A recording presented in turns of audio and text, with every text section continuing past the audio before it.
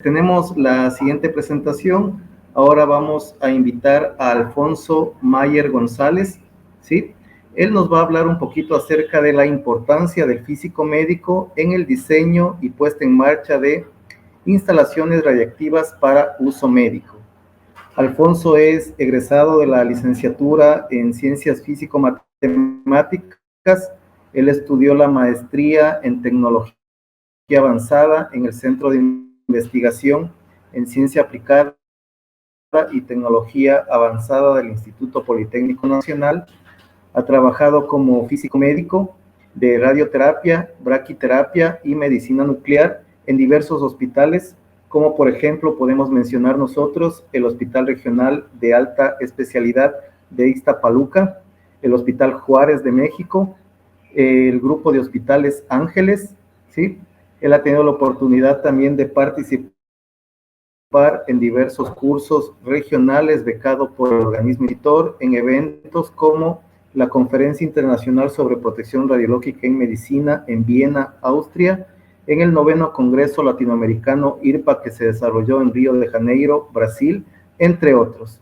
Actualmente, Alfonso se desempeña como jefe de física médica y oficial de seguridad radiológica en el Hospital Punta Médica. Un agradecimiento, Alfonso, también por haber aceptado la invitación y te dejamos con el auditorio, por favor. Muchísimas gracias. No, al contrario, muchas gracias a ustedes. ¿Sí me escuchan bien? Sí. Perfecto. Bueno, al contrario, muchas gracias a ustedes por la invitación. Voy a poner de una vez la presentación. Si no tienen problema, voy a apagar un poquito mi cámara durante la lectura para que no se trabe tanto el asunto. Fíjense que yo escogí un poquito esta parte de la cuestión de la puesta en marcha de instalaciones radiactivas para uso médico, porque creo que en América Latina, supongo que a diferencia de otros países que están un poquito más industrializados, o no sé cómo podríamos decirlo de otra manera, el físico médico se dedica a otras cosas que tiene que ver más con calidad de imagen, atención al paciente, protección radiológica al paciente, que ahora está muy de moda, ese tipo de cosas, planeaciones, etcétera. Bueno, planeaciones ni siquiera, porque, por ejemplo, en Estados Unidos, quien hace los planes de tratamiento son los dosimetristas, pero quien hace todo lo que tiene que ver con los QAS, con el control de calidad, con la aprobación de los planes de tratamiento, que cumplan los constraints, que cumplan todos los requisitos que quiere el médico, ahí sí interviene como tal el físico médico. Entonces, como que sí está muy acotada la labor del físico médico, por ejemplo, en Estados Unidos. Sin embargo, me he topado que en América Latina la parte de física médica va muy de la mano con la parte de protección radiológica. Incluso la interacción es muy grande de estas dos áreas. Entonces, regularmente los físicos médicos terminamos trabajando muchas cosas de protección radiológica. Y lo comento porque en su momento tuve la oportunidad de trabajar en la Comisión Nacional de Seguridad Nuclear y Salvaguardias de mi país, que es el órgano regulador. Y posteriormente de ello, o con ello aprendí a hacer muchas cuestiones de protección radiológica que posteriormente me llevó a participar en varios proyectos de puesta en marcha de hospitales. De hecho, pues dentro de México he tenido la oportunidad de participar, de colaborar en varios proyectos. E incluso ahorita, por ejemplo, en el hospital donde estoy, que es Punta Médica, este hospital lo hicimos todo desde ceros. O sea, yo estuve prácticamente, no exactamente desde ceros, voy a explicar por qué, pero sí estuve en la parte de planeación, estuve en la parte del desarrollo de los equipos, incluso para hacer algunos cambios de equipo. Se hizo por ahí un cambio de equipo en el centro, y la puesta en marcha de los mismos, memorias analíticas, excepto la del acelerador, que esa no me tocó a mí, esa le tocó al físico Omar, que a lo mejor algunos de ustedes lo han de conocer, Omar Hernández Oviedo, que por cierto hoy es su cumpleaños, y si nos está escuchando, muchas felicidades. Él sí es él nació para ser físico médico porque nació en este día y es maestro de la gran mayoría de los físicos médicos de México. Entonces aprovecho para esa felicitación. Y pues regularmente le entramos mucho a esa parte, ¿no? A la parte de la planeación de la puesta en marcha de las instalaciones. Y va de la mano porque el físico que a veces hace la memoria, que a veces planea el sitio, que desarrolla toda esa parte, no siempre es el que se queda a trabajar en la instalación. Eso es lo gracioso. Regularmente ya cuando se va a trabajar en la instalación llega otro físico y es el que a partir de ese momento toma las riendas de la instalación. Y el anterior pues ya se va a trabajar en otro proyecto, ¿no? Entonces, tenemos que, como nosotros sabemos, las principales instalaciones radiactivas de uso médico se dividen en tres tipos de instalaciones, ¿no? O lo podemos definir así o lo podemos clasificar de esa forma. Las de tratamiento, ahí tenemos teleterapia y braquiterapia. Yo he participado en proyectos en proyectos de braquia, y sí soy honesto, nada más creo que en toda mi vida solo he supervisado 2 memorias de braquiterapia, no, nunca me he metido tanto a braquiterapia. Sí en el ámbito clínico, pero no en el ámbito de puesta en marcha de una instalación. En la parte de diagnóstico tenemos el área de imagenología, que fíjense que en México está todavía en pañales y son pocas las empresas, en teoría, que llevan toda esta parte de la gestión de una instalación radiactiva en la parte de imagen, ¿sí? Y tenemos la parte de medicina nuclear, que ahí sí, para que vean, pues está muy relacionado el físico médico con toda esa parte de la puesta en marcha de la instalación, ¿no?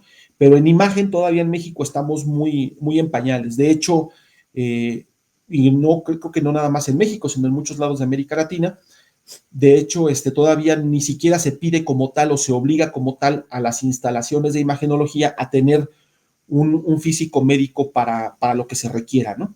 Y tenemos la parte de teragnosis, que tiene que ver también con medicina nuclear. Teragnosis, pues, es diagnóstico y tratamiento. Y sabemos, por ejemplo, que medicina nuclear convencional, pues, aparte del diagnóstico que se hace con yodo, con tecnesio, con todos esos tipos de radioisótopos, pues también se tienen tratamientos, como los tratamientos ahorita actualmente con lutecio, que se están volviendo extremadamente famosos y que han sido muy buenos, y hay muchos documentos al respecto.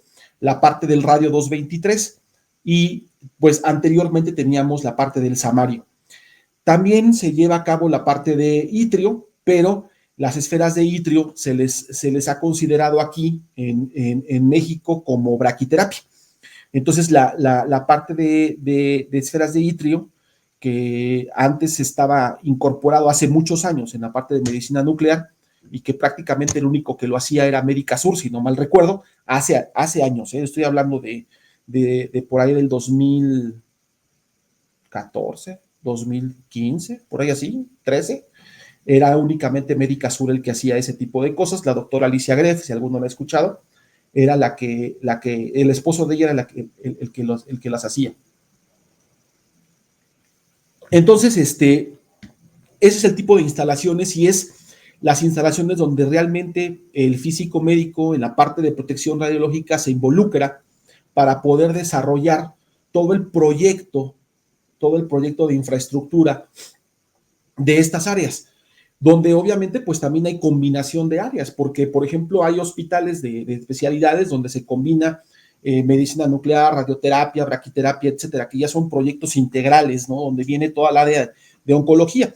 Un proyecto donde tuve la oportunidad de participar y colaborar fue el Hospital San José de Hermosillo, donde igual, al igual que en el de Punta América, la parte de braquiterapia y la parte del acelerador la llevó el físico Omar Hernández Oviedo, pero pues yo colaboré con él porque las áreas estaban pegadas o estaban juntas, digo, no pegadas exactamente, pero estaban juntas, porque se hizo toda un ala de oncología, y a mí me tocó todo lo que fue medicina nuclear, convencional, imagen molecular, que sería la parte de PET, se puso también un PEM, la parte de ciclotrón y la parte de radiofarmacia. Entonces, toda esa sección me tocó colaborar a mí con él, junto con él, obviamente, para poder echar a andar ese centro, ¿no?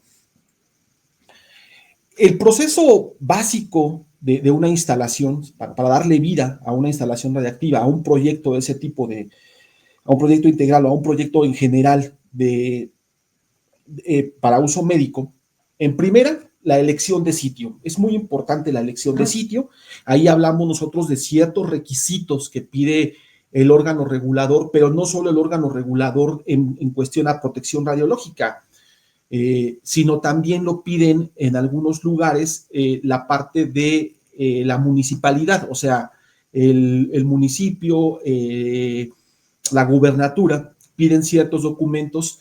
Un documento muy importante para ellos se llama el impacto ambiental. Entonces tiene que hacer un estudio de cómo va a impactar un área donde se va a trabajar con material radiactivo, cómo va a impactar a esa comunidad, cómo va a impactar a esa sociedad, cómo va a impactar al medio ambiente en general de ese lugar. Y ahí pues se tiene que hablar de cómo se va a contener la radiación, de cómo se va a manejar todo eso, para que precisamente no exista un daño hacia el medio ambiente, no exista un riesgo hacia el medio ambiente, ¿sí? También,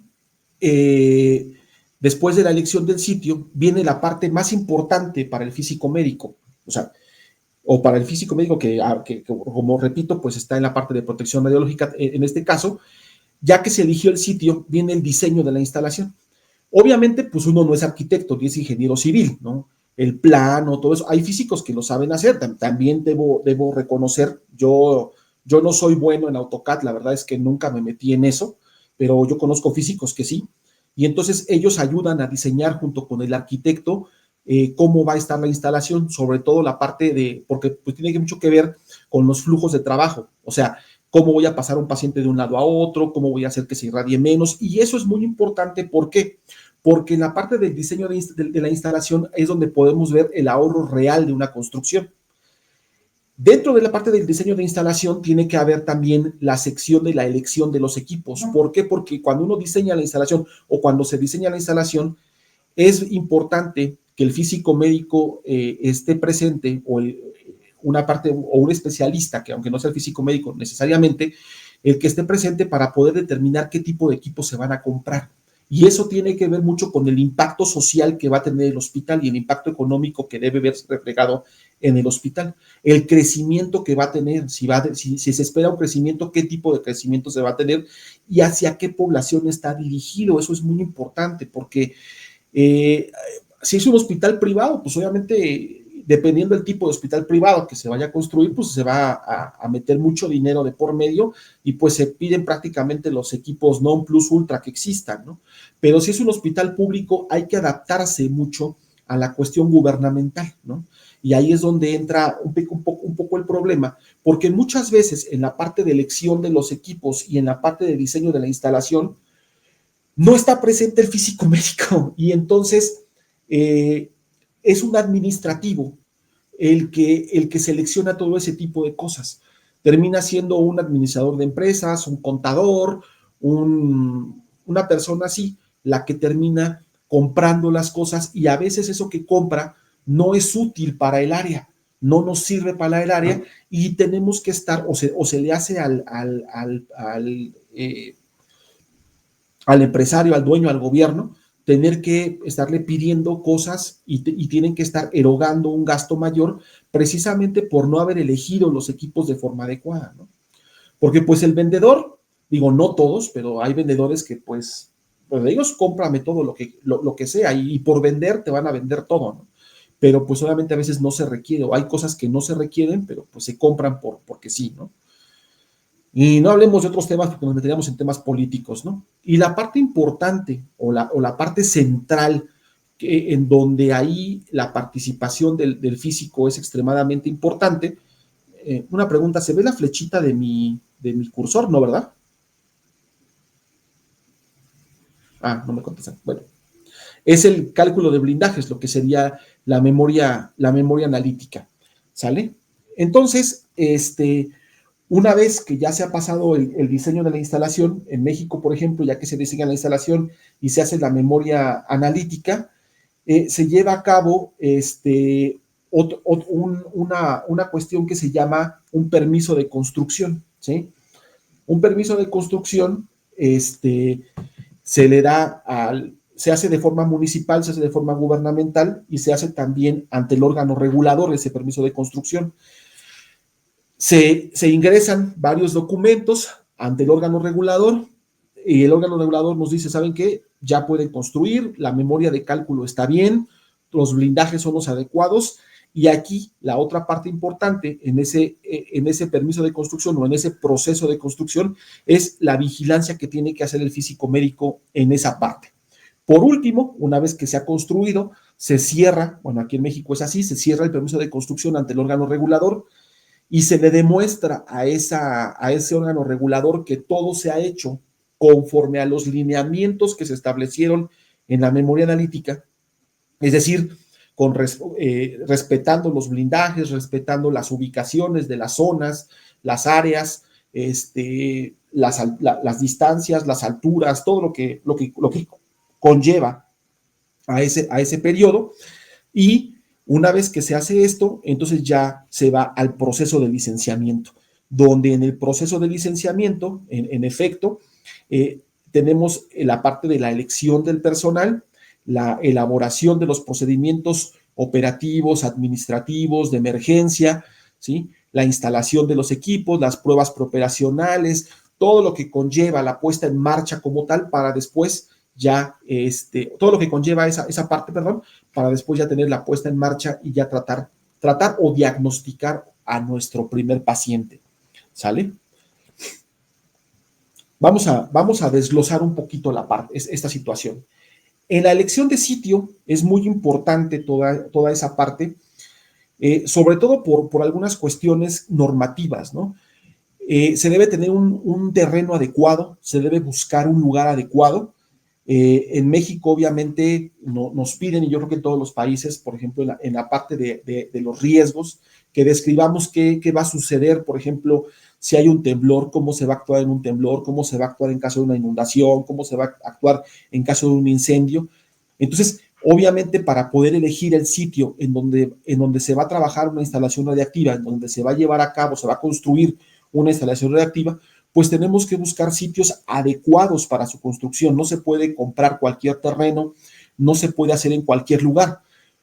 Para empezar, lo primero es que la norma 002 de la Secretaría de Salud en México, fíjense, algo muy importante que nos pide, tener una zona de amortiguamiento de al menos 3 metros entre la pared externa de radioterapia, en este caso de radioterapia, o teleterapia y braquiterapia, con los límites de casas o edificios destinados al uso de casa-habitación. Es decir, tenemos que considerar eso en el terreno que se va a construir. O sea, aparte de considerar las diferentes áreas que se van a construir y de tener los espacios adecuados para cada una de esas áreas y la distribución adecuada de esas áreas, que es lo que vamos a ver posteriormente, se debe tener el suficiente espacio entre el búnker de radioterapia, de teleterapia, de braqui y los espacios públicos. Es decir, la calle, por ejemplo, la barda que da hacia la calle, o puede haber un estacionamiento que sea obviamente del dueño y después del estacionamiento las colindancias posteriores o las colindancias que son hacia los diversos terrenos o casas que haya alrededor. Muy importante porque en México también esto es una cuestión muy sobresaliente. La elección de este sitio debe de estar libre de, preferentemente, digo, no siempre se puede o no siempre va a ser así, no, aunque creo que ahorita no ubico una que tenga algo así cerca, y eso es porque no te permiten municipalmente y además la comisión se pone un poco estricta en esa parte. No debe de estar cerca de escuelas ni debe estar cerca de mercados. O sea, de preferencia no debe colindar el lugar que tú elijas para hacer una construcción de una instalación radiactiva de uso médico, no debe colindar con escuelas, no debe colindar con mercados. Eso es una parte muy, muy importante, que no está escrita como tal, no hay algo así tácito que lo diga, pero sí te ponen muchas limitantes al respecto, ¿no? Entonces, esto siempre debe de buscar esa parte. También la elección de lugar es muy importante, como habíamos dicho. Por ejemplo, no puedes elegir un lugar pantanoso, un lugar donde haya posibles hundimientos, un lugar donde pueda pasar un río subterráneo. Todo eso se tiene que estudiar bien para poder tener un sitio adecuado donde tú puedas construir o llevar a cabo un proyecto de inversión de este tipo, ¿no? Entonces, ese proyecto de inversión, pues obviamente tienes que buscar un lugar donde el suelo esté firme, donde esté bien.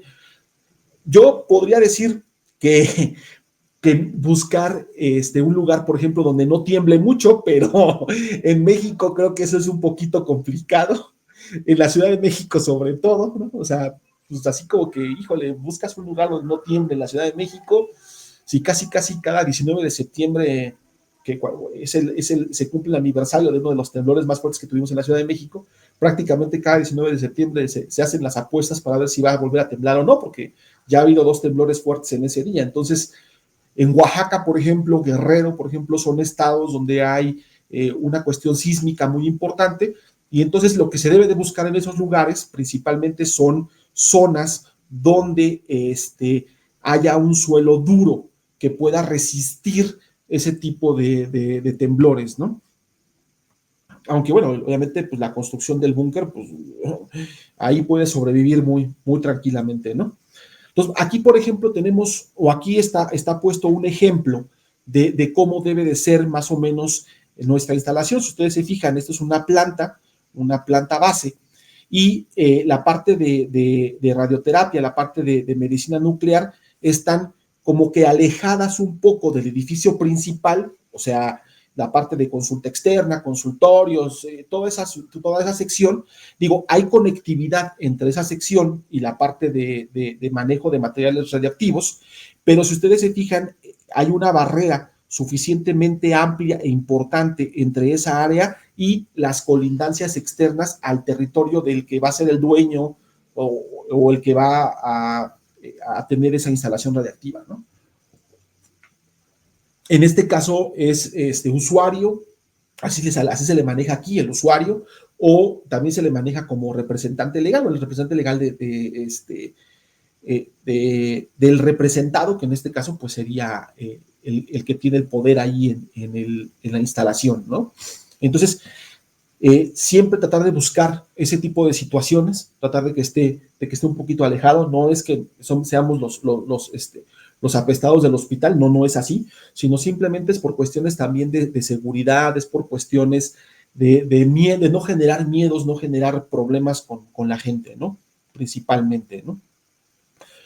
Cuando hablamos de diseño de instalación, es muy importante tomar muchas consideraciones. O sea, ya pasamos la parte de la elección, ahora vamos a diseñar la instalación. Es decir, vamos a colocar las diversas áreas que van a formar nuestra instalación radiactiva. Por ejemplo, si vamos a comprar un PET, si vamos a tener un PET, hay que saber o hay que determinar cuántos pacientes vamos a atender.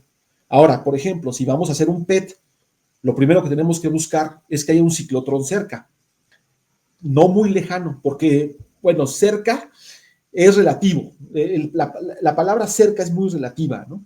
Por ejemplo, en la Ciudad de México, el hospital donde me encuentro, pues yo puedo decir que está cerca de la radiofarmacia de MIMSA, que se llama así la empresa, por ejemplo, que produce radiofármacos de PET, Fluor 18, carbono, etcétera. Ellos producen radiofármacos, tienen un ciclotrón. El otro ciclotrón es el ciclotrón de la UNAM, que relativamente está cerca, porque si nos vamos a distancias, la distancia de donde yo estoy al ciclotrón de MIMSA, yo creo que han de ser como unos 20 kilómetros, no es mucho. Y al de la UNAM han de ser como unos 30, 35 kilómetros, ¿sí? Pero la Ciudad de México no tiene palabra de honor. Aquel que tenga la oportunidad o que haya tenido la oportunidad de visitar la Ciudad de México o que viva en la Ciudad de México, como el anterior expositor que viene de Ecuador y ahora vive en la caótica ciudad, sabrá que en la Ciudad de México yo hoy me puedo hacer 20 minutos, 30 minutos en carro de su casa de ustedes, que yo vivo cerca del ciclotrón de MIMSA, al hospital donde trabajo, como hay días que me puedo hacer 2 horas.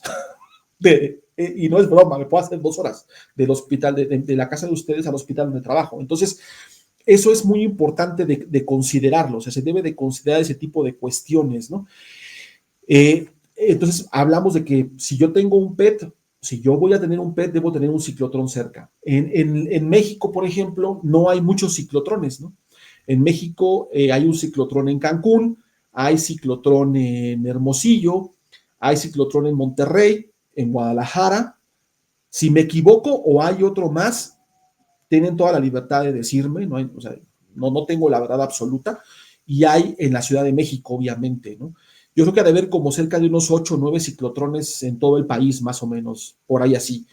Entonces, pues obviamente eso impacta mucho, porque si hablamos del norte, prácticamente en el norte podríamos decir que el único ciclotrón es el de Hermosillo, entre comillas, bueno, y de Monterrey, obviamente, ¿no? Pero, por ejemplo, de Hermosillo, volar, o sea, o llevar material a Tijuana, por ejemplo, llevar material a la parte norte del país, pues está muy complicado. En el sureste, el único ciclotrón que hay en el sureste es el de Cancún, pero es un ciclotrón de unidosis, es un IVA de unidosis, entonces prácticamente solo produce para él. Entonces ellos difícilmente podrán llevar una dosis a otros lugares del sureste, además que en el sureste las carreteras no son tan rápidas como las carreteras del norte, ¿no? Entonces, llevar una dosis de Cancún a Mérida, por ejemplo, te implica por lo menos 4 horas en carretera. Entonces, debe haber una logística muy importante en esa situación, ¿no? Entonces, siempre es muy importante, por eso les decía, en el diseño de la instalación, también saber qué equipos se van a comprar, qué equipos se van a adquirir. Por ejemplo, otra situación muy importante, en medicina nuclear, en la Ciudad de México, pues la mayoría de los hospitales ya trabaja unidosis. ¿Por qué? Porque hay farmacias descentralizadas que nos pueden surtir unidosis. Pero en otros estados de la República que no puede llegar a una unidosis porque se va a desmarcar el radiofármaco, pues obviamente lo que van a tener que hacer es comprar generadores y ellos marcar sus propias unidosis. Entonces requieren un equipamiento diferente, requieren una infraestructura diferente, no mucho, pero sí diferente a la que puede requerir una instalación que desde un principio nace con una situación de unidosis, o sea, es muy diferente, ¿no? Entonces todo eso entra dentro del diseño de la instalación. Si tú vas a marcar, prácticamente tendrás una mini radiofarmacia, aunque no es como tal una radiofarmacia descentralizada, pero sí tú tienes que hacer marcación, tienes que hacer controles de calidad de tus fármacos, etcétera. En México, por ejemplo, ya ahorita la comisión está pidiendo que haya un químico que se tenga que especializar, todavía hay no existe una especialidad en radioquímica como tal, pues se tendrá que especializar en las radiofarmacias para poder estar marcando los radiofármacos, porque antes lo hacían los médicos o los técnicos, que aprendían obviamente los técnicos de los médicos y así se hacía una cadenita, pero pues ahora están pidiendo un químico. Entonces todo eso se tiene que considerar dentro del diseño de la instalación, ¿no? Entonces la parte medular, la parte importante del diseño de la instalación, aparte de ver los espacios, de ver la adecuada distribución, es, como había comentado hace rato, la memoria analítica. Y para la memoria analítica, pues tenemos nosotros diferentes documentos que nos ayudan al cálculo de blindajes de esas memorias analíticas. Como estamos en una plática así como resumidita, no la quise hacer muy técnica, la quise hacer más digerida de la importancia que nosotros jugamos, pues aquí les quise poner algunos documentos que son muy importantes en el diseño de las instalaciones radiactivas en cuanto al cálculo de blindajes, ¿no? El NSRP 151, el reporte 151, que nos va a apoyar con la parte de teleterapia y de aceleradores lineales. También anteriormente a esta hay una versión que era el NSRP 49 y el NSRP 51, que también hacían mención de cobaltos y hacían mención, todavía hay cobaltos en México, muy poquitos, pero sí hay cobaltos, y la parte de braquiterapia. Entonces todo eso pues está dentro del NSRP 151. El APM, el APM 108, el APM 108 nos habla de todo lo que se debe, lo que conlleva o todo lo que se debe hacer para el cálculo de una instalación de PET-CT, no medicina nuclear, PET-CT. De hecho, como tal, no hay una guía, o yo no he encontrado hasta ahorita una guía que nos ayude, pues, nos ayuda, pero no tan formal como estas, en la parte de medicina nuclear convencional. Pero bueno, las que hay ahorita es el APM 108, es la que manejamos en esa parte, ¿no? Y tengo el APE, reporte número 20, que ese, por ejemplo, es una herramienta que nos ayuda a la planeación de sitios de resonancia magnética, ¿no? Ese es como un ejemplo nada más. Les digo, yo realmente no he participado en proyectos de imagenología como tal, así bien formalmente no, porque, por ejemplo, en México, para poder apoyar en la parte de memorias analíticas, controles de calidad, etcétera, se debe de llevar una alta ante COFEPRIS como asesor especializado en rayos X, cosa que pues yo, por desidia, por lo que quieran, no me gusta mucho, no es mi hit la parte de radiodiagnóstico y nunca la he hecho, nunca la he llevado a cabo, ¿no? Entonces, dentro, por ejemplo, de algunas cuestiones que tienen que ver con la planeación de los sitios, hay también ciertas normas nacionales que nos ayudan a ver ese tipo de cosas. Quise poner como un ejemplo, que es la norma 40. La norma 40 es una norma que entró en vigor en México en 2016. Antes era la norma 027, si no mal recuerdo, la que nos ayudaba a planear las instalaciones o a diseñar las instalaciones radiactivas que manejaban fuentes abiertas. En este caso, esta ya es específica medicina nuclear. De hecho, ya en algún apartado de la norma te establece que esa norma sustituye a la norma 027 en la parte de medicina nuclear. Y, por ejemplo, aquí nos dice muy fácilmente, ¿no? La instalación de medicina nuclear debe contar con una zona controlada y cuando aplique cuarto caliente, áreas para para apertura de bultos, área para preparación de radiofármacos, almacén para material radiactivo, almacén para desechos radiactivos, área de descontaminación, etcétera. Y no solo eso, sino también nos va a decir ciertas cuestiones que deben de cumplir en la actualidad las instalaciones radiactivas. Déjenme decirles que a raíz de la entrada de esta norma, hubo que hacer varios cambios en algunas instalaciones. Las instalaciones viejas tuvieron que o tienen que renovarse, muchas de ellas, pero a partir de la entrada de esta norma, o a partir de la entrada en vigor de esta norma, se hicieron cambios importantes. ¿Cuál es el cambio más importante que se hizo en esta norma? La incorporación de los cuartos aislados en el área de medicina nuclear. ¿Por qué lo digo así? Porque anteriormente al 2016, o sea, todas las instalaciones que se legislaron, que se hicieron antes del 2016, los cuartos de aplicación no tenían que estar necesariamente dentro de la zona de medicina nuclear. O sea, no tenían que ser colindantes a la parte de medicina nuclear. En la actualidad sí debe de ser así, a partir de la entrada en vigor de esta norma. Entonces, por ejemplo, si yo voy a hacer una modificación de mi licencia o de mi permiso en la actualidad con mis cuartos aislados, por ejemplo, les quiero modificar algo, en automático me van a pedir que ahora ya cumpla yo con esta norma. Entonces, todas las instalaciones que no tienen sus cuartos aislados, que los tienen, por ejemplo, en medicina nuclear está en la planta baja y los aislados están en primer piso o en segundo piso o en tercer piso, van a tener que cumplir esta norma tarde o temprano. Otra cuestión que nos pide, por ejemplo, es que los cuartos de aplicación de radiofármacos para estudios deben de estar adjuntos a la parte del cuarto caliente y que la zona de adquisición de imágenes deba de estar adjunta a los cuartos de aplicación. O sea, ya más o menos te va dando una forma de distribución de cómo vas a diseñar, de cómo vas a colocar las diferentes áreas de medicina nuclear, por ejemplo, ¿no? Que es lo que es un poquito más complejo, ¿no? Entonces, aquí es donde yo les comentaba algunos de esos apartados, ¿no? Digo, supongo que después les van a pasar las diapositivas, si no, al principio de la diapositiva estaba mi correo. Por ejemplo, es una instalación de medicina nuclear.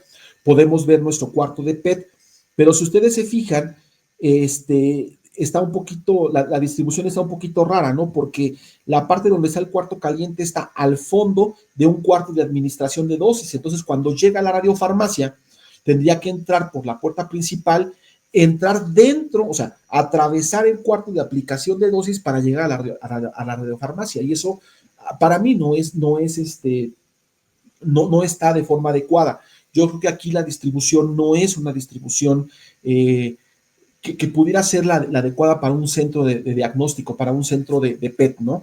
Por eso le puse un tachecito, porque tiene por ahí 2 o 3 cositas que a mi parecer el flujo de trabajo no lo hacen tan operacional, se podría decir de esa manera, ¿no? En cambio, por ejemplo, en este caso, en esta instalación, tenemos nuestro PET-CT, tenemos nuestro cuarto de control, ¿sí? Aquí hay 2 elevadores para llevar a los pacientes, por ejemplo, si tienen que estar en camilla o lo que sea, y si ustedes se fijan a la vueltecita, muy pegadito, pero está a la vueltecita y están separados, tenemos nuestros 2 cuartos de aplicación, cada cuarto tiene su baño propio para que el paciente esté cómodo, el paciente esté confortable, no tenga que compartir baño, se le pueda atender de una mejor manera. Obviamente es un hospital privado, no tengo que decirlo, ¿no? Los espacios son muy adecuados, la distribución es muy adecuada, para, por ejemplo, y cumple con la normativa, ¿no? A final de cuentas. En este caso, el cuarto caliente está de este lado, o sea, está adjunto a la zona, ¿no? No está separado. Nada más que solo pude poner ese pedazo porque como ya trae nombres, para no meterme en problemas legales con alguna instalación que diga, oye, ¿por qué estás dando mis planos o algo por el estilo? Lo tengo que hacer de esa forma, nada más pedacitos para que vean una adecuada distribución de algunas de las zonas. Ahora, muy importante, por ejemplo, en esa parte de planeación. Fíjense que yo he sabido de hospitales donde tienen un PET y solamente tienen un cuarto de aplicación. ¿Qué es lo que sucede si tienes solamente un cuarto de aplicación? Tratar de hablar con el representante legal, con el dueño, con quien lo vaya a poner y decirle, oye, esfuérzate, trata de esforzarte para tener dos áreas de aplicación. A final de cuentas, eso se va a traducir posteriormente en dinero para él, en ganancias.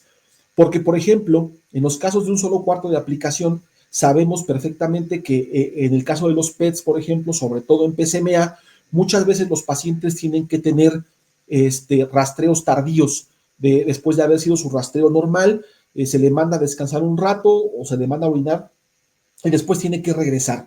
Entonces, si yo nada más tengo un cuarto de aplicación, restrinjo los tiempos a solo ese cuarto de aplicación. Y si el paciente tiene que regresar y estar otro rato ahí, ¿y el otro paciente qué le hago? O sea, es un poquito complicado trabajar así. Entonces, en un PET mínimo, debe haber 2 cuartos de aplicación en un PET-CT.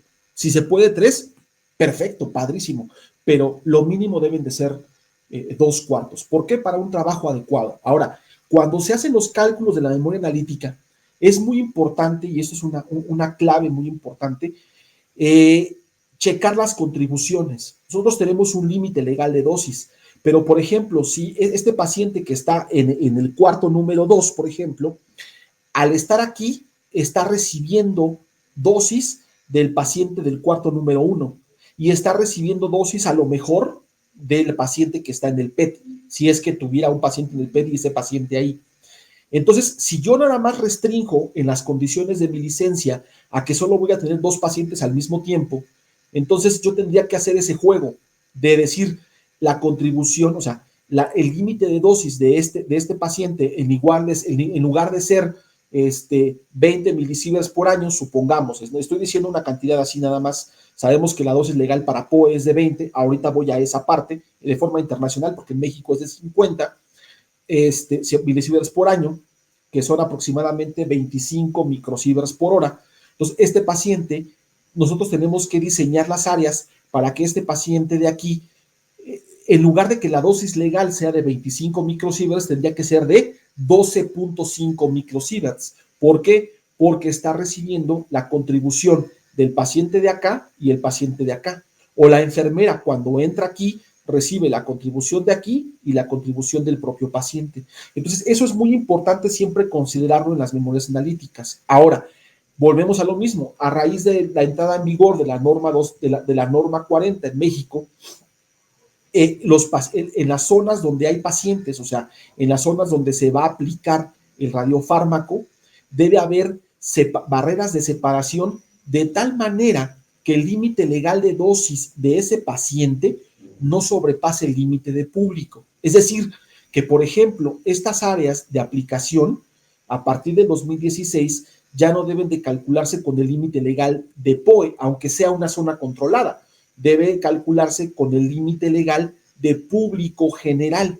¿Por qué? Porque obviamente aquí hay una persona y lo que dicen ellos es, no porque él sea un paciente y esté recibiendo una dosis, pues también va a recibir dosis del otro paciente que está al lado.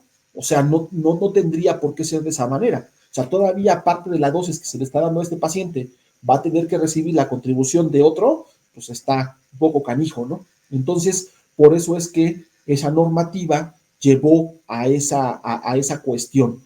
También tomar en consideración que hay cierto tipo de instalaciones de medicina nuclear donde se tienen que tener cárcamos especiales para los desechos, para la liberación de desechos hacia el medio ambiente.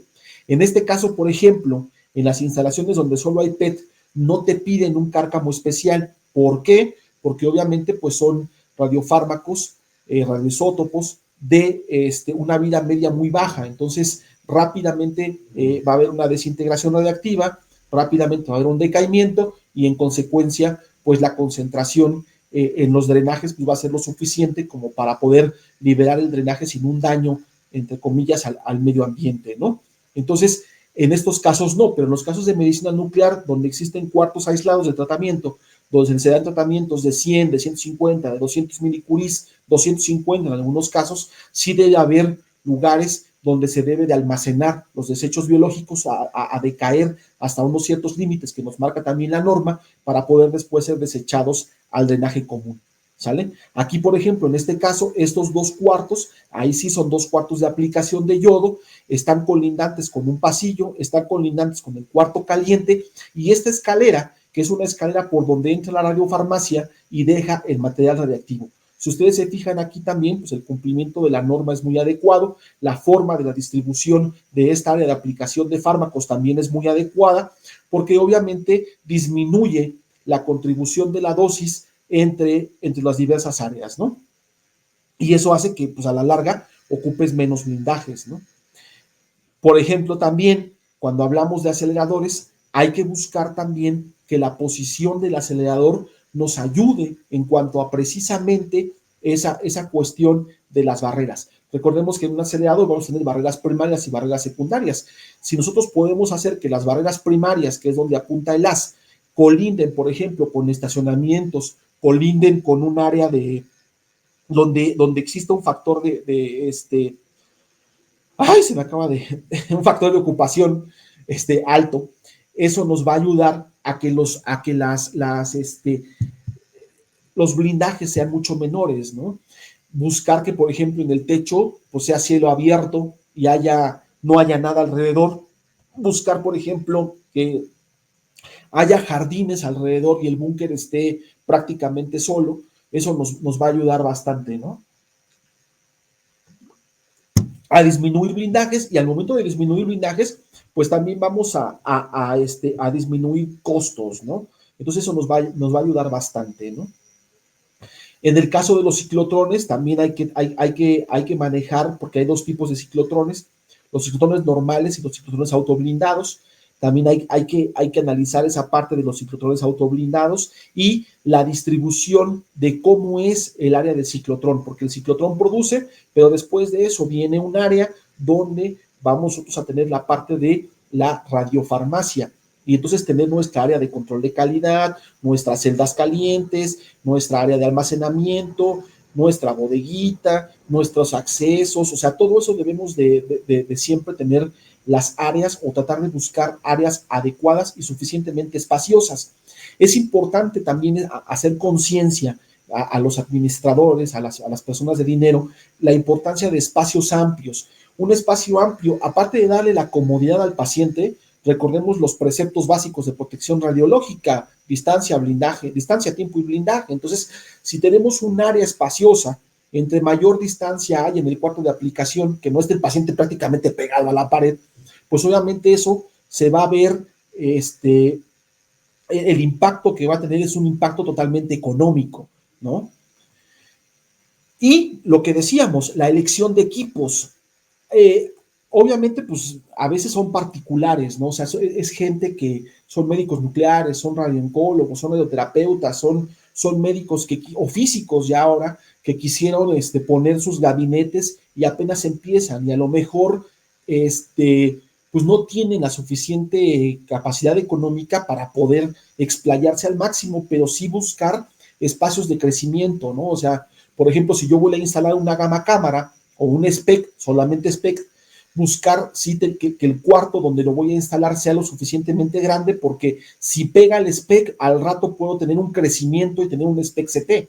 Y a lo mejor que el área de control del SPEC, porque regularmente la consola de control, cuando es un SPEC o una gama cámara, regularmente está dentro del mismo cuarto de adquisición de imágenes, tratar de buscarle un espacio para que ya esté afuera. ¿Por qué? Porque si hay un crecimiento posterior, porque a final de cuentas todos lo que buscamos es que exista un crecimiento, pues obviamente ese equipo va a crecer a un spec CT, y al crecer a un spec CT, obviamente pues voy a requerir ese espacio, y si yo lo diseño desde un principio, eso me va a ahorrar dinero posteriormente en la cuestión de remodelación, que muchas veces la remodelación es mucho más cara que la construcción inicial. Entonces siempre es importante buscar eso y hacer conciencia de que pues ya ahora es más importante el spec CT, y simplemente con las puras imágenes, lo vamos a decir con las puras imágenes, esa es la imagen de un spec, a diferencia de la imagen de un spec CT, donde no solamente podemos ver cuestiones funcionales, sino también podemos ver cuestiones funcionales y anatómicas por la parte del CT y ubicar, por ejemplo, de mejor manera una lesión que nosotros queramos tener, y eso permite al médico un mejor diagnóstico. Entonces, siempre hay que buscar también que los equipos sean adecuados. Ahora, en la actualidad, ya casi nadie te pide solamente SPEC, te pide SPEC CT. Las gamacámaras ya están prácticamente de salida, ya están saliendo muchas gamacámaras, aunque todavía en provincias se ocupan mucho. En la Ciudad de México, por la misma competencia que existe, o en ciudades grandes, ya prácticamente lo que se ocupan son equipos híbridos. Y eso pues también tiene la necesidad de tener pues a un físico médico completamente, ¿no? Radioterapia, pues obviamente también es importante a lo mejor buscar qué tipo de equipo se va a comprar, ¿no? Porque muchas veces, por ejemplo, llegan de alguna empresa y dicen, no, que mi equipo es lo máximo, vas a poder tratar tumores de 3, 4 milímetros y lo que sea, y terminas comprando un CyberKnife, terminas comprando un Gamma Knife, cuando en realidad lo que tú querías por tu población, por la gente que tú realmente quieres tratar, pues es tratar tumores de todo tipo. Y entonces a lo mejor ese tipo de tecnología la dejas para otro tipo de hospitales o la dejas para un crecimiento y primero atiendes a la población más vulnerable o más necesitada de tratamientos más generales. Y pues actualmente, por ejemplo, ya si vas a tener un acelerador, pues ya los aceleradores, aunque sea un refurbished, tratar de buscar un acelerador que puedas hacer técnicas avanzadas como IMRT, como VIMAT, a lo mejor IGRT no tanto todavía, pero VIMAT y MRT sí es muy importante tenerlo de primera mano, o sea, de primera compra, ¿no? Y ya posteriormente, pues a lo mejor sí buscar un equipo en donde tú puedas hacer a no muy largo tiempo, digamos 1 o 2 años, ya un crecimiento a radiocirugía. Y esto, pues porque también, pues muchas veces hay que también capacitar al personal, porque pues también hay carencias en todos los países de América Latina de personal capacitado, y pues no puedes correr sin antes no haber caminado, o sea, no puedes, es como un bebé, gatea, camina, corre. Hay bebés que no gatean, que caminan primero, pero no corren primero antes de caminar. Entonces es muy importante tomar ese tipo de determinaciones, ¿no? Entonces, todo eso, ¿no? Toda esa parte, ¿no? En la cuestión de elección de equipos. En el proceso de construcción, lo que habíamos comentado, la vigilancia real de la construcción es muy importante, ¿no? Por ejemplo, en el caso de los búnkers, se pide un concreto de cierta densidad. Entonces hay que ver que realmente el concreto que se esté vaciando para construcción del búnker, para construcción de las áreas de medicina nuclear, sea de la densidad mínimo, de la densidad que se comprometió en la memoria analítica, ¿no? Mínimo 2.35, si es de alta densidad, mínimo. Hay concretos de mayor densidad y eso es muy importante. Y debe de ser en seco, no en húmedo, porque se hacen 2 pruebas, prueba en húmedo y prueba en seco. Entonces, la prueba en seco nos debe ya dar, o sea, ya con el secado, ya nos debe dar esa densidad que es muy importante para cumplir precisamente con la memoria, porque a final de cuentas el órgano regulador nos va a pedir a través de un laboratorio, o sea, nos va a pedir pruebas de laboratorio de esas densidades de concreto. Y lo que decíamos de la parte de, ya que terminamos ese proceso de construcción, la parte final del proceso de construcción, pues hay que meterse mucho a los acabados. Las normas oficiales e incluso algunas recomendaciones del organismo. Hay un librito por ahí de recomendaciones del IAEA que se me olvidó ponerlo aquí, donde te dice todas las recomendaciones que da el organismo para los acabados de las instalaciones, que paredes y pisos lisos, curva sanitaria, los menos de muebles que se pueda, los muebles deben de ser de un material lavable, de un material liso, cómo deben de ser las regaderas, los lavaderos deben tener fácil apertura, o sea, llaves de fácil apertura, manerales, todo ese tipo de cosas son las que uno como físico médico y como oficial, bueno, es que le puse oficial, aquí en México es encargado de seguridad radiológica, ¿no? Pero regularmente en América Latina, en Estados Unidos, etcétera, se les conoce como oficiales de protección radiológica, ¿no? Digo, nada más es el nombrecito rimbombante, ¿no? Pero ese tipo de cuestiones se deben de cuidar mucho, ¿no? ¿Dónde deben estar ubicados, por ejemplo, los monitores de área? En el caso de, por ejemplo, en México, en medicina nuclear, el monitor de área debe de estar ubicado afuera del cuarto caliente y afuera de los cuartos aislados, nada más. Los cuartos de aplicación normales no llevan como tal, normativamente, no llevan como tal un monitor de área, ¿no? El Geiger-Müller, el activímetro, y programar el activímetro, todo ese tipo de cosas, es a final de cuentas la labor que se tiene que hacer, ¿no? En el caso de radioterapia, pues obviamente la elección adecuada de las cámaras de ionización para dosimetría, ¿no?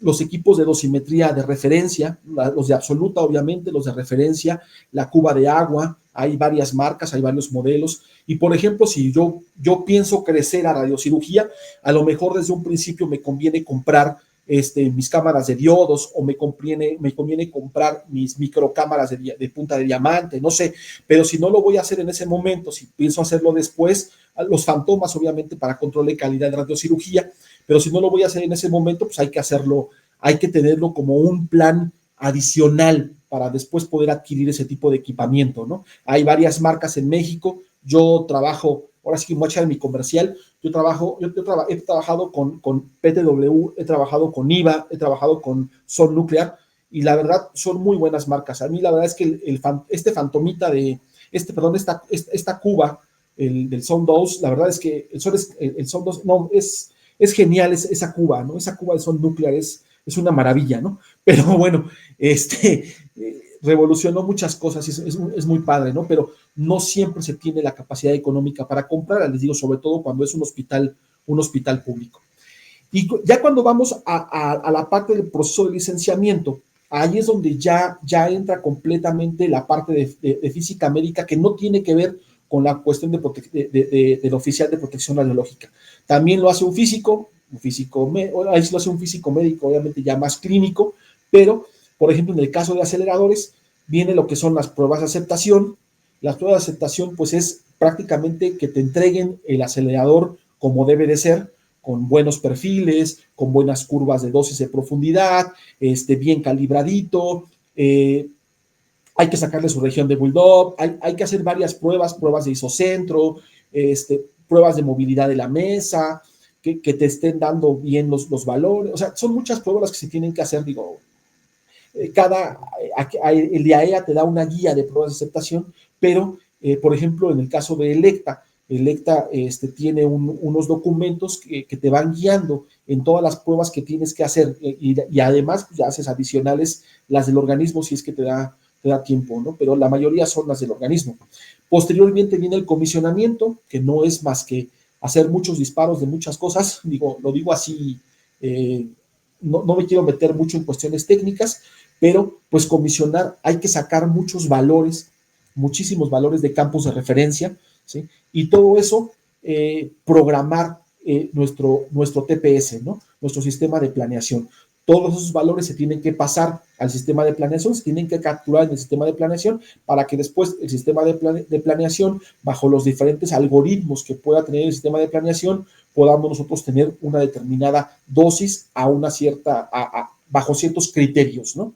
Y una vez que se termina de comisionar, hay que hacer las pruebas de validación. Hay un documento también que no lo puse tampoco, pero hay un documento que te ayuda a llevar a cabo o a definir cuáles son las pruebas que tienes que hacer tú para validar que el TPS te está dando la dosis que se requiere, ¿no? En los puntos que tú quieres. Y obviamente también pues vas a tener que meter después tus fantomas, para también hacer mediciones tanto en IMRT como en BIMAT, por ejemplo, si es que tú tienes esas técnicas, o RapidArc, ¿no? Creo que era en Varian, ¿no? Bueno.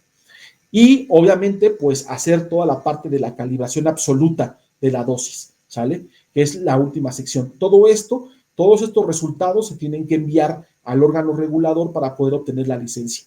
En medicina nuclear también se hacen, no hay como tal un comisionamiento, porque aquí no tenemos un sistema de planeación como tal, pero sí se hacen pruebas de aceptación, tanto del PET como del SPECT, que pues tienen que ver, como ya lo había explicado en la plática anterior, el físico, ¿no? O sea, las pruebas, algunas pruebas que se tienen que hacer son algunas pruebas que ya había platicado el físico en la parte anterior, el doctor, ¿no? Bueno, futuro doctor, nos tienen que invitar a la parranda, ¿sale? Entonces, también se hacen pruebas de aceptación, y documentos donde habla también de los controles de calidad para PET-CT y los controles de calidad para SPECT-CT, ¿sale? Entonces, todo eso se lleva a cabo por el físico médico, ¿sale? Obviamente también se tiene que entregar un análisis de riesgos de la instalación para saber cuáles son todos los posibles riesgos que puede haber en la instalación. Se entrega una matriz de riesgos, que también es elaborada pues por el físico médico, porque es al final de cuentas el que más va a conocer la instalación y todos los posibles errores que pueda haber en su instalación, ¿no? Estas guías son, las primeras 3, son para análisis de riesgos que tienen que ver con aceleradores, con radioterapia. Esta última, en esta revista española de imagen molecular, viene una guía, un pequeño documento con una guía de cómo elaborar un análisis de riesgos de medicina nuclear. Y en este documento que está aquí viene cómo elaborar una matriz de riesgos. Lo hizo Duménico, si no mal recuerdo, de cómo elaborar una matriz de riesgos también para medicina nuclear, ¿no? Y prácticamente a grandes rasgos es identificar peligros, o sea, qué puede ocurrir en nuestra área, qué peligros podemos tener, cuáles son las consecuencias de ese peligro, o sea, analizar esas consecuencias y la frecuencia estimada que pueden llegar a tener esos riesgos que nosotros estamos analizando, ¿sale? Último, ya para terminar, al final, pues es la elección del staff. Muchas veces el físico médico se le permite, en muchas ocasiones, no en todas, participar en la elección del staff. A lo mejor no decir, ay, yo quiero este técnico, yo quiero eso, pero sí decir, necesito tantos técnicos, necesito enfermera, necesito asistente administrativo, el médico, y a veces el que toma la decisión del personal muchas veces es el médico, ¿no? Pero sí hay una participación del físico médico para esa parte, ¿no? Pues me cansé un poquito, creo que hablé muy rápido. Muchísimas gracias, les agradezco, espero que no haya sido muy aburrido. Yo sé que fue una presentación más administrativa, pero pues a final de cuentas lo que quise más es dar como esa parte de qué tan importante es el físico, qué papel, qué rol juega en la parte de todo el diseño de la instalación, que pues es mucho, se tienen que hacer muchas cosas y a veces una instalación te lleva 1 o 2 años, un año y medio en definir, ¿no? Excelente, Alfonso, excelente presentación. Realmente fue algo muy resumido y bastante concisa la información que nos permite a nosotros saber qué es lo que está haciendo, qué es lo que debe hacer un físico médico dentro de una instalación de uso médico. Hay una pregunta en el chat. César López de Guatemala nos dice, ¿dónde puedo conseguir la literatura que mencionó? ¿Hay en idioma español? Mira, si quieres, está mi correo al principio de la presentación. No sé si lo vayan a compartir o lo puedan poner en el chat. Yo le mandé la presentación a Kirk, al físico Kirk. A lo mejor él puede pasarles mi correo y con mucho gusto les puedo hacer llegar un drive o yo la tengo como en un drive, entonces puedo pasarlas. Si no, hay una bibliografía del organismo, hay una página del organismo, lo puedes buscar directamente en el organismo, y ahí está mucha de la bibliografía. Los NSRPs no están en las páginas del organismo, pero todos los que decían IAEA sí están ahí en la página del IAEA y son de descarga gratuita. Los del NSRP hay que buscarlos en la página de la NSRP, pero no todos son gratis. Ese es el único problema. Pero con gusto les puedo hacer llegar, si ustedes me dicen cuáles quieren, les puedo hacer llegar varios de ellos, sin problema alguno, ¿sale? Sí hay en español, no, la mayoría no hay en español, la mayoría son en inglés. Los únicos que sí hay en español son los del organismo. Los de la NSRP y el AAPM no hay traducción. Alfonso, está en pantalla el correo, sí está bien, ¿verdad? Mira. Perdón. ¿Está silenciado el micrófono? Sí, ya, pero ya. Sí es mi correo, exactamente. Correcto, listo. Entonces, para las personas interesadas, por favor, ahí está el correo electrónico al cual pueden escribir para solicitar información a Alfonso. Alfonso, muchísimas gracias por la intervención. Realmente es una información bastante valiosa para nosotros. Y a continuación, quiero invitar al doctor Luis Sea.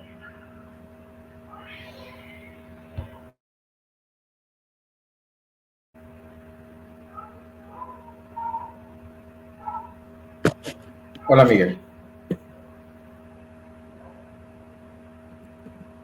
¿Sí me escuchas?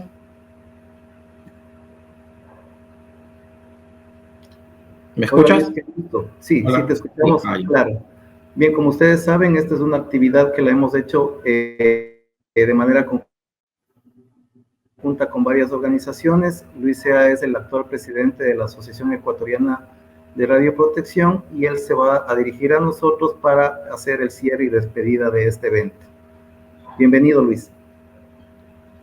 Bueno, muchas gracias con todos. Buenas noches. En primer lugar, con Fernando, Alfonso, con Kirk, Miguel, por la iniciativa que han tenido a este evento. Recordarles que este evento se va a realizar durante todos los jueves del mes de noviembre, gracias a la colaboración de la Asociación Guatemalteca de Radioprotección, de Protección Radiológica, la Asociación Ecuatoriana de Física Médica, la Asociación Ecuatoriana de Radioprotección y con el apoyo de las empresas guatemaltecas de Física Médica y Diagnósticos Radiológicos. Entonces, todos estamos cordialmente invitados para reunirnos los jueves del mes de noviembre para este tipo de eventos, ¿sí?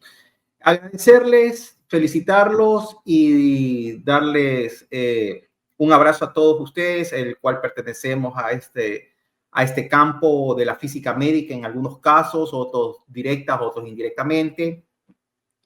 Y decirles que no se puede esperar construir un mundo mejor sin mejorar a los individuos. Para ello, cada cual debe esforzarse para ser mejor persona y al mismo tiempo compartir una responsabilidad general para con la humanidad en su conjunto. Lo dijo Marie Curie, el cual por ella celebramos internacionalmente hoy el Día de la Física Médica. ¿Sí? Un abrazo a todos. Hasta una próxima ocasión. Gracias. Muchas gracias y feliz día de los físicos médicos. Muchas gracias, felicidades a todos. Muchísimas gracias por la invitación y gracias a todos. Gracias, Fernando, Alfonso. Gracias.